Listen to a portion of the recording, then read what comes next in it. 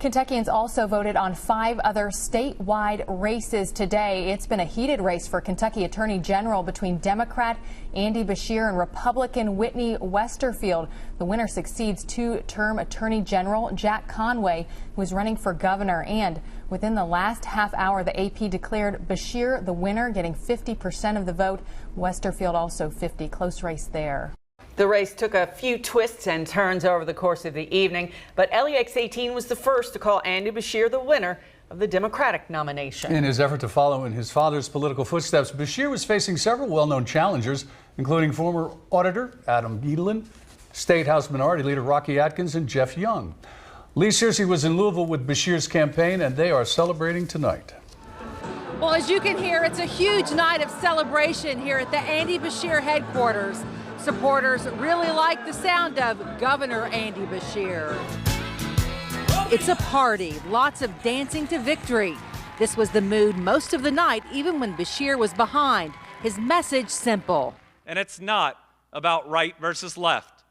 Folks, it's about right versus wrong. Now it's game on. The Bevin-Beshear feud has been at full force over pensions, and don't expect it to subside.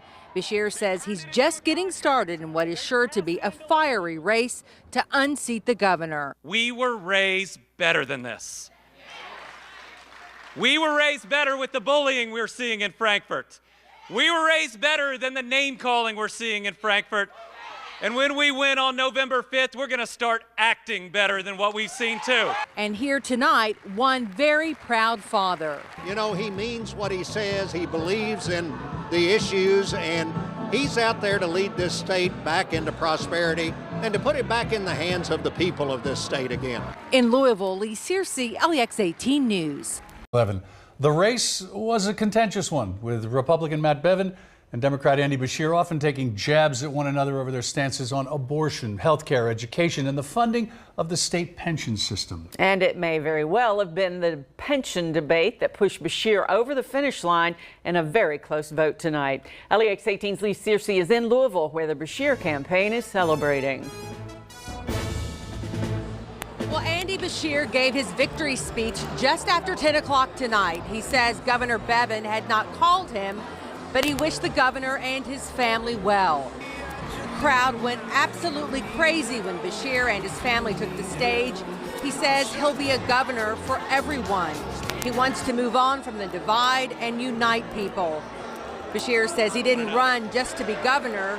He ran because he wants to govern well. He talked about running on kitchen table issues, and it's clear voters believed him. We will treat each other with dignity and respect, and we will honor our commitments to our public servants. And Beshear got an even bigger applause when he said a pension is a promise. It appears teachers did remember this November. In Louisville, Lee Searcy, LEX 18 News, back to you. On the Democratic side, current Governor Andy Beshear easily won his primary, defeating Jeff Young and Pepe Martin with 91% of the vote.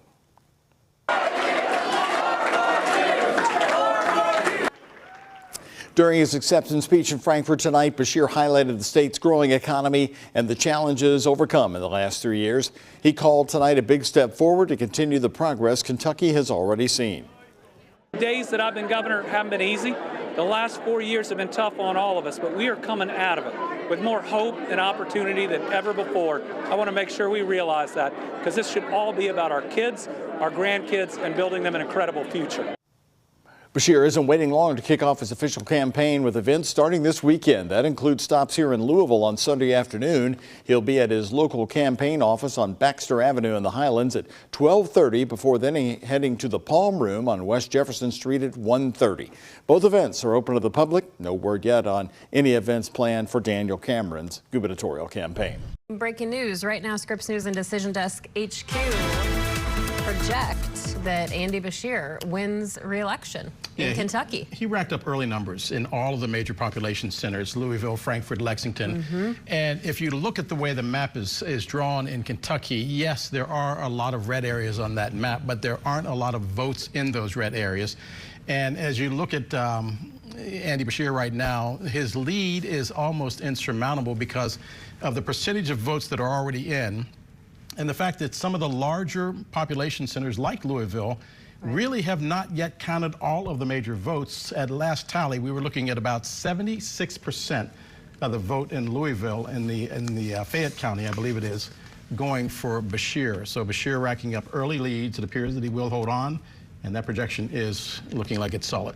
And really interested to see how the percentages fall by the end of the night, because, you know, just recently he was up 16 points in a poll, and then it switched very dramatically. Speaks to what we've been saying about polls, which is that in one sense he was up 20 points, and then a week later they were tied. And this appears to be more accurate as to what we saw in the polls about a week ago, CB.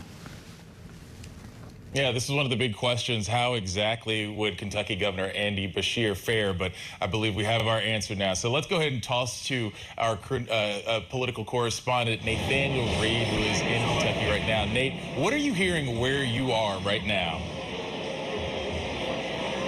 Well, what's interesting is we haven't really heard the cheers that you typically expect at a victory or election night party that you typically hear when a candidate wins re-election. And Andy Beshear, as Decision Desk HQ and Scripps News have just been able to project, has won re-election here in the Bluegrass State. Right now, they're relying on Kentucky Educational Television, which is yet to call the race, and so no one has been visibly reacting so far to the results, just because they are looking at different data. But at the same time, Scripps News calling this early in the night tonight, partially because of some of those early numbers that they saw back. Some of that is that early vote by mail, early vote, which heavily folded in the direction of Governor Beshear and allowed him to sail to re-election.